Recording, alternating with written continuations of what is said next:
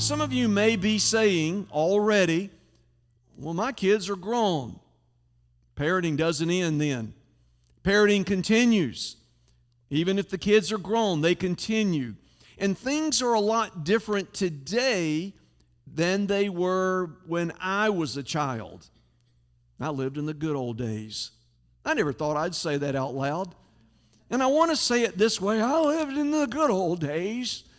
No, not really. But the days that I grew up in are quite different than the days that we have today.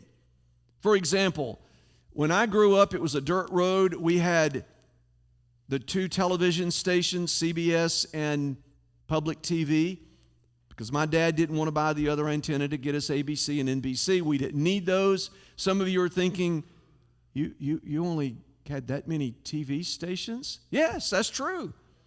And it was through the antenna outside the house, and it went off at about, I think, 11 or 12 o'clock every night.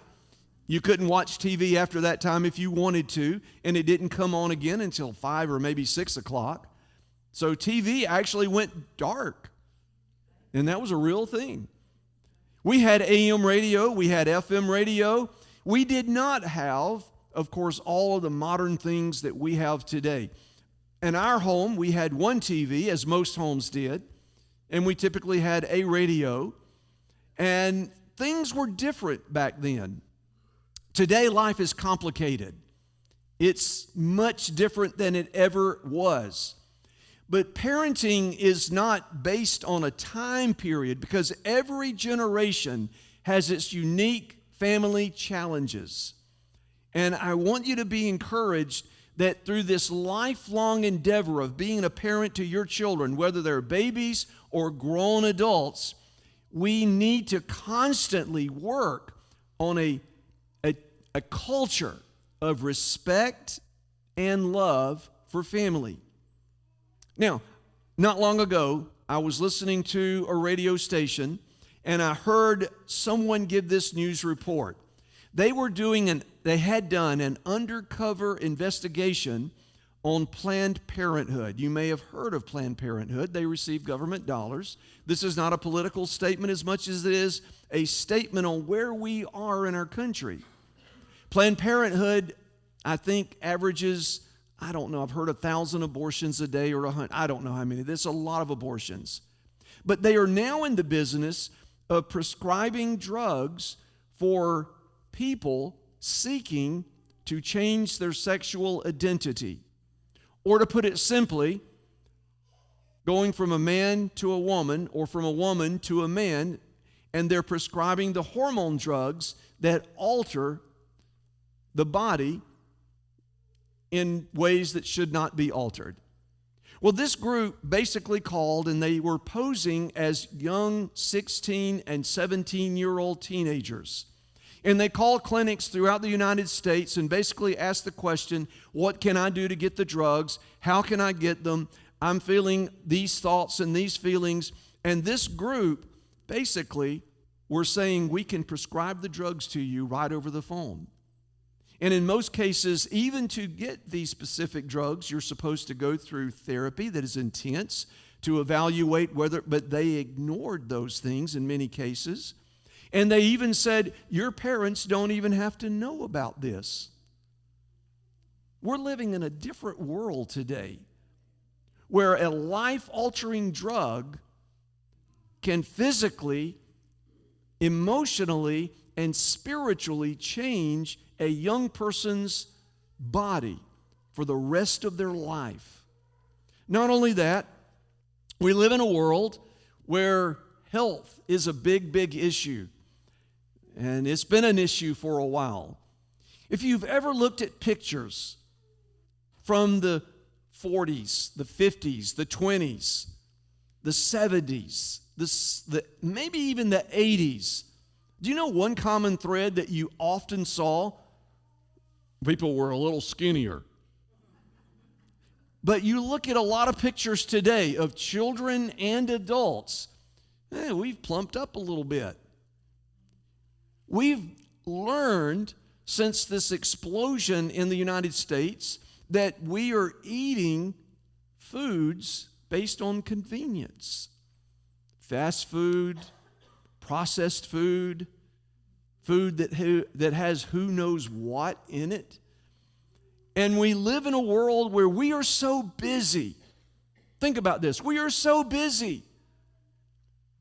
We just pop a frozen pizza in the microwave and chow down. Or maybe we pull out one of those little Stouffer things that's supposedly healthy and we eat away.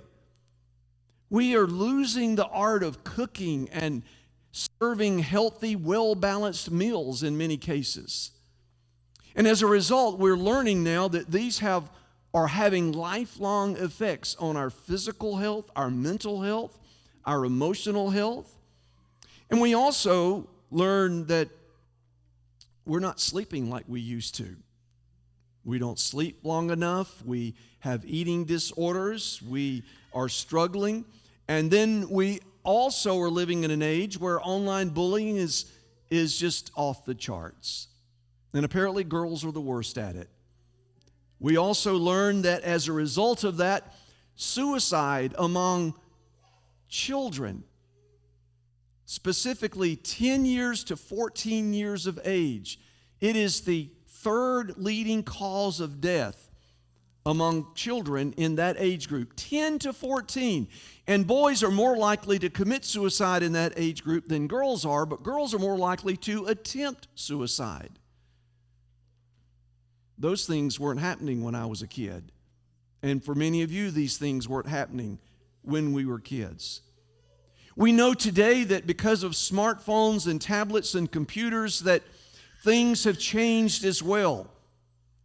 Now, it's a big thing, and it has been for a few years, since these devices, cell phones, have come extremely popular, for girls to take inappropriate pictures of themselves and send it to someone, or to befriend someone online through various platforms and show and expose themselves, and then be engulfed in a cycle of sexual exploitation.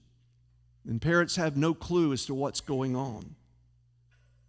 We have learned that this world that we live in as a parent or even a grandparent is not what it used to be. It is challenging today. So I want us to think today, how can you as a parent overcome the parenting struggle, or I probably should have put struggles. How can you overcome the parenting struggles that our children and parents you face in our world today? I'm going to share with you two scriptures. First, 2 Samuel 13:21, and then I'm going to share another one from 1 Kings. David is the king, and I'm just going to read this one verse, okay? 2 Samuel 13:21. When King David heard about all these things, he was furious. I just want to read you that verse. King David heard about all these things, and he was furious. What did he hear about? Just for the sake of time, I'm going to just concisely tell you what happens in 2 Samuel chapter 13. One of David's sons, Amnon, his oldest son, his firstborn son, became infatuated with his stepsister Tamar. So much so that his increasing lust for her resulted in him raping her, disgracing her for the rest of his life, or her life. Her brother Absalom, upon hearing that news, wanted his father to do something about it. And yet we read in 2 Samuel 13:21, when David heard about it, he was furious. But you know what David did? Nothing. He didn't do a thing. He just kind of swept it under the rug. In fact, some older scriptures add to that this basic idea that David did not punish his son Amnon because he loved him and he was his firstborn. You see, David failed as a parent to address the problem long before Amnon ever became an adult. He did not discipline his son. He did not adequately teach his son. So that event that happened on that particular day was not an isolated event. It was a problem that allowed itself to grow in the hearts of Amnon and his half-brother Absalom for years. And 2 years after the rape of Tamar, Absalom secured his revenge, and this is all in chapter 13, where he murdered his half-brother Amnon. And then that caused another downward spiral in David's family, where Absalom's dislike for his own father led to him committing several hideous acts, including betraying his own father and usurping himself as king, causing a great civil war. Let's go on just to one more case. 1 Kings chapter 1, verse 6. David is now an old man. He is near death. And in this process, another son, Adonijah, wanted to be the king. David had already named Solomon to be his successor, but Adonijah forgot any of that and said, I'm going to make myself king. And I want you to see what 1 Kings 1:6 says. But his father, David, had never once infuriated, another way to say that is disciplined him, by asking, why did you do that? In addition, he was quite handsome and was born after Absalom. Sometimes Scripture has this comical note to it, doesn't it? See, David, while he was a man after God's own heart, we clearly see David was not a perfect man, and I'm not a perfect man, and you're not perfect men. In fact, even all of you ladies, you're not perfect. We all need to understand that David, as a parent, struggled. And one of the things that he struggled with was failing to discipline his children and help them become men and women who loved God above more than anything else. In other words, discipline displeased children. That was what David was actually thinking in relation to Adonijah. And when we read these words, being a disciplinarian in home, it is necessary. It is fundamental. It is important. When we have our children, we are supposed to raise them in the nurture and the admonition of the Lord. And it doesn't end when they leave home. It continues. My mom and dad still give me words of wisdom. Sometimes I go, well, I don't need to hear that. But in reality, I do. I want you to think about this for just a moment. A Christian parent, this is what we're supposed to do. We're not going to dive into all of this story here, but I want you to understand that a Christian parent, if you're going to overcome the parent struggle, you need to do this first and foremost. You need to learn to teach, and model biblical principles in your home. That is necessary for all of us to do. I'm going to share this verse with you, Deuteronomy. Now, I didn't want to make this 2 slides, so I cheated. For you, I just put ... and I left out some of it. So I gave you the essence, but I want to share with you the entire verse. Deuteronomy 6, verses 5, 6, and 7. And you must love the Lord your God with all your heart, with all of your soul, and all your strength. Jesus quoted this more than once when he walked this earth. And then he adds, the Lord adds, and you must commit yourselves wholeheartedly to these commands that I'm giving you today. Repeat them again and again to your children. Talk about them when you are at home, when you're on the road, when you're going to bed, and when you're getting up. Now imagine if we really did this.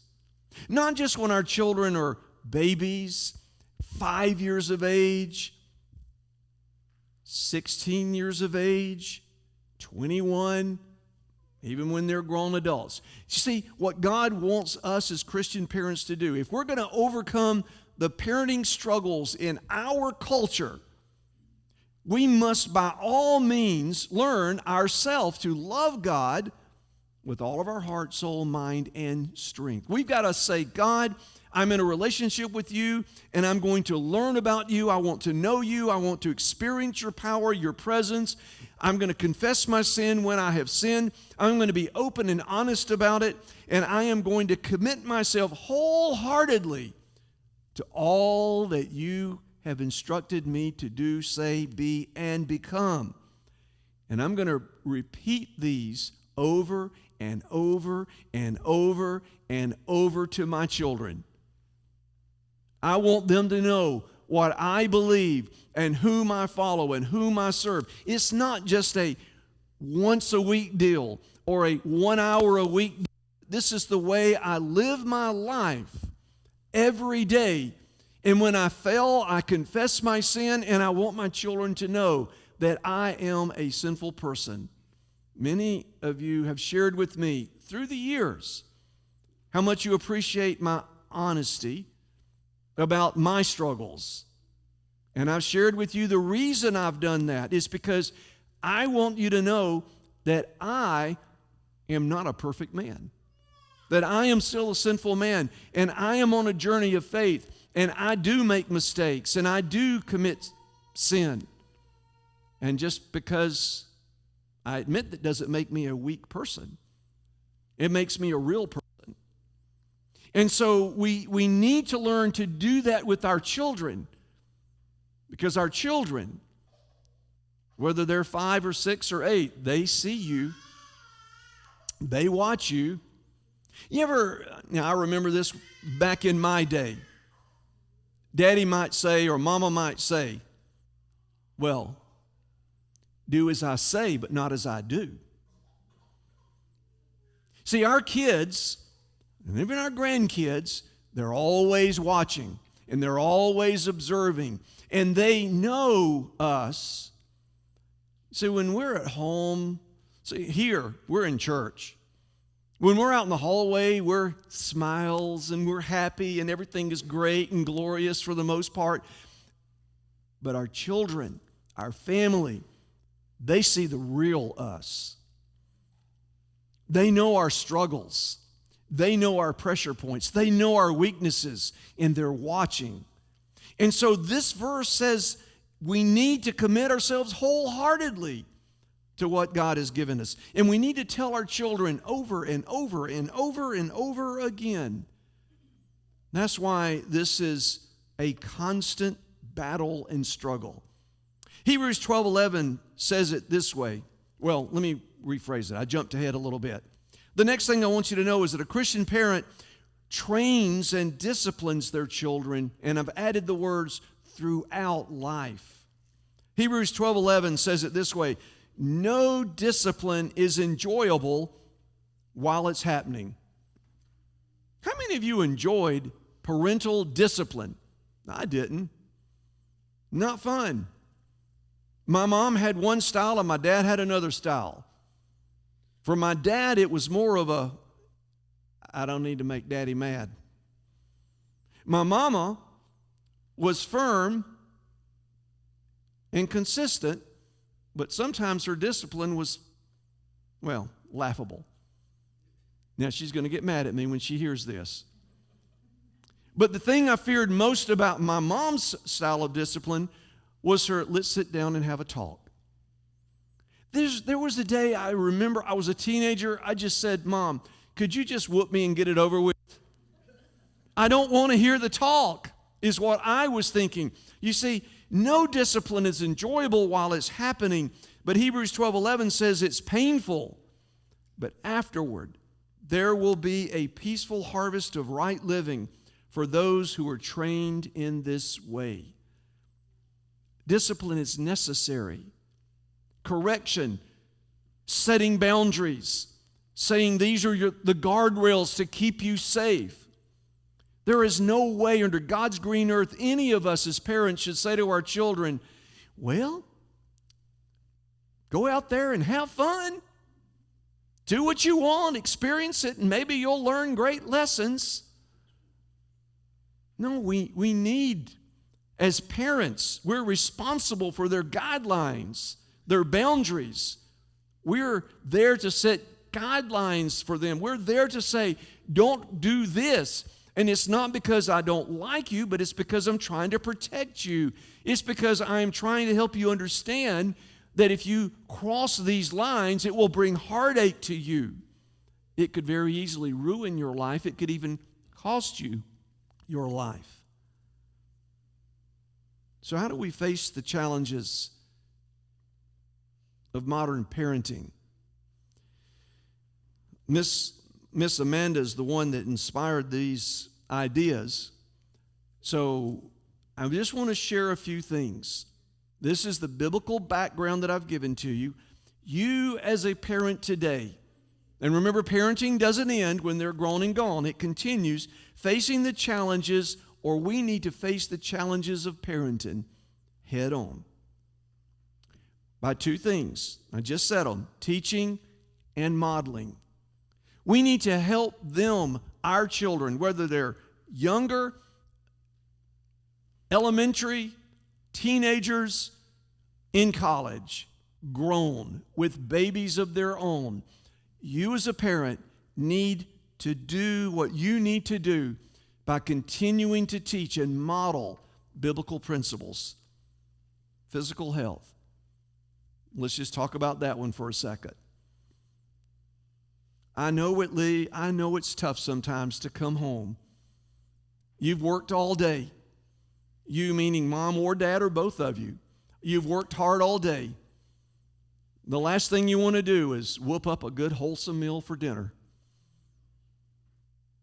Do it. Don't go to the grocery store and buy the junk. Don't let your kids eat the junk. I'm meddling, aren't I? You have to make these decisions. If God says that our body is His temple, could you ever imagine coming into this room, which we consider the temple? This is the place where we meet God and worship God collectively. Could you imagine doing something here that would be ungodly? And yet we put junk in our bodies all the time. We treat our bodies like trash. So, as parents, learn to eat healthy. You may not change it overnight, but start somewhere. Exercise. Those of us who grew up in the 60s and the 70s, we didn't have these temptations we've got today. There was a rule at the house that I grew up in. You could watch 1 hour of TV when you got home. For us, it was Gilligan's Island. It was it, Gilligan's Island. That was all I could watch. After about one show, I'm like, okay, we turned off the TV and we went outside. We did our chores, we played, we had fun, we walked through the woods, we ran, we had dirt clod wars, we threw corn cobs at each other. We did all kinds of fun, unhealthy stuff, but we did what we did. We exercised, we played, we used our imagination, we threw things in the creek and watched them float. We played battleship. We threw rocks at the little things floating down the creek. We were encouraged to use our imaginations. We had a bedtime at my house. Many of you had bedtime. Some parents today let their kids stay up to, late. Define late. Our bodies need rest.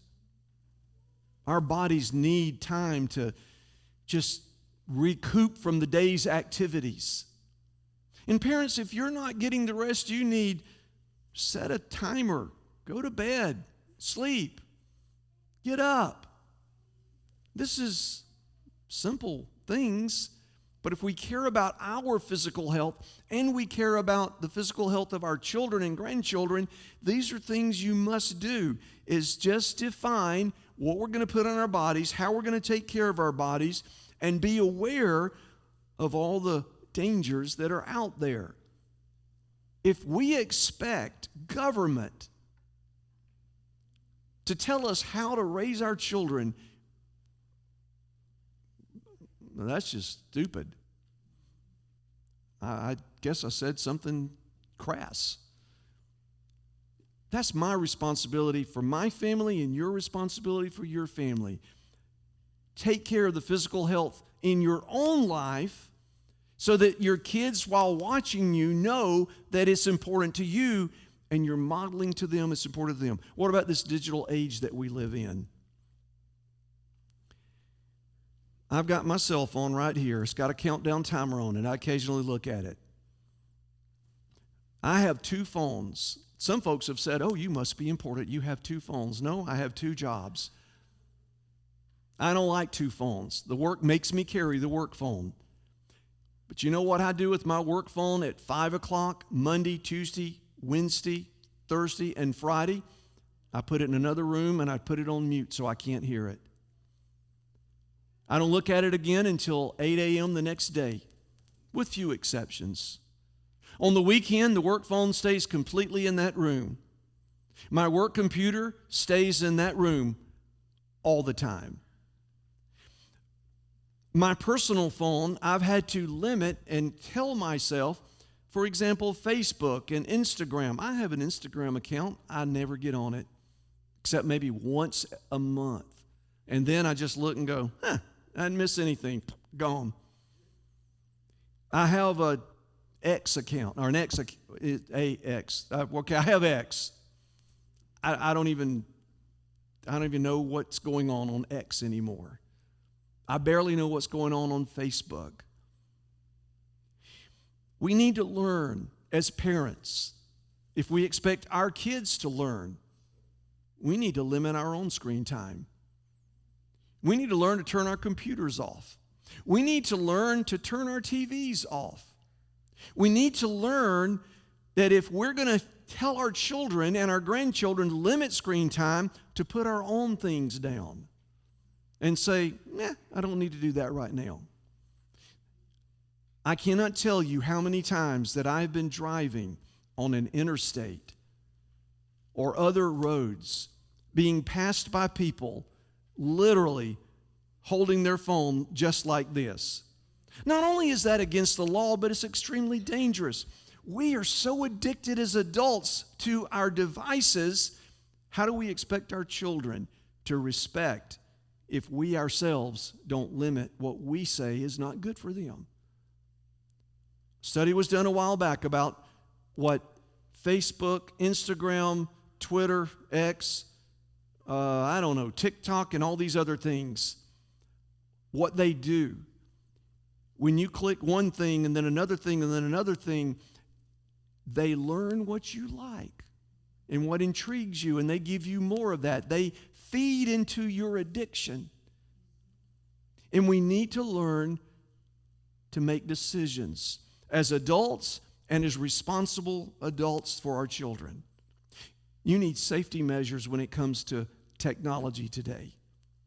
There's a lot of choices out there. If your children are online, you need to protect them, because there are people out there who could care less about your child's mental, emotional, and spiritual health. There are places they do not need to go, and there are places that they will go. There is an increasingly, alarmingly rise amongst children engaging online on pornographic sites. They don't need to be 18. They just go there and there it is. And it's easy for them to get to. And if you think your children aren't looking at pornography, you are probably fooling yourselves, boys and girls alike. You need to know what your kids are doing. You need to do what you can to limit what they can do. And there are things you can do. Maybe just take the phone away from them. Give them a flip phone. That ought to make your kids happy. Give them an old jitterbug, Chris says. You need to educate your children. Educate them. Tell them about the dangers. Be honest. Don't be afraid. You see, your responsibility is to teach and train your children and to model yourself about what's out there.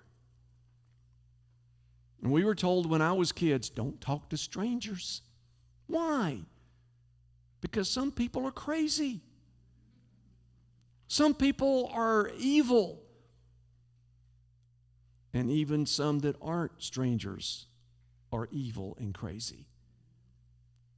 Even in my day, we were told, don't do this. We need to be honest with our children. They know more about things than you probably think they do. Then there's a whole plethora of other stuff. I was afraid this was going to happen. Time. The emotional and psychological issues that children face today and teenagers face today is off the chart. Jesse and I talked briefly earlier about these things. We've talked about it before. She works in school.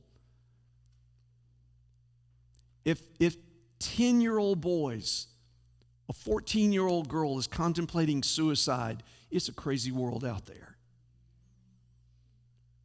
If a 13-year-old boy is thinking, I think I might be a girl, we're living in a crazy world out there. We're living in an age where everything is out and everything is in the open. You need to be invested in your children's emotional and psychological health and create this atmosphere where they know you are a safe place to hear them without judgment and to help them walk through anything they may go through and to help them find the help that they need. There needs to be a culture of openness in your family. You are the parent. Don't be David. And later when tragedy strikes, you get angry, but you did nothing in those earlier days. Teach your kids about money. And as adults, model financial soundness, biblical financial soundness. We need to learn how to control all of these things and more. And parents, it's not anybody's battle but yours. When I was a youth pastor years ago, we wanted teenagers to come to church. And I was out there working hard to get more teenagers in church, and I did get some. And I found this to be true.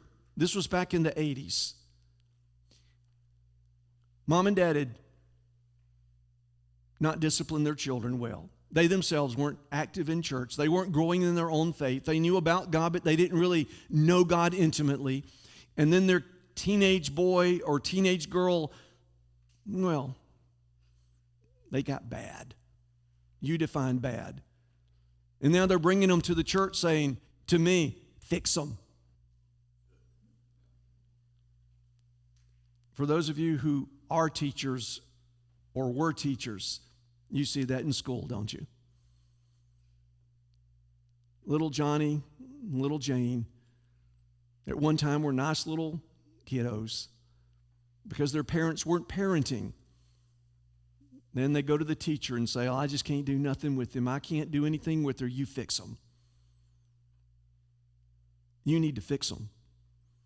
You need to start young, put the guardrails in, be a parent, be tough, be mean, be loving and gracious and kind. It's all of it. And love your children and say to them, you are more precious to me than anything in this world. As the Lord is my Savior and as He is my God, I want you to experience His presence and His power and His love and your grace in life. And I want you to follow His guidelines, because if you don't, your life isn't going to be as full as it could be.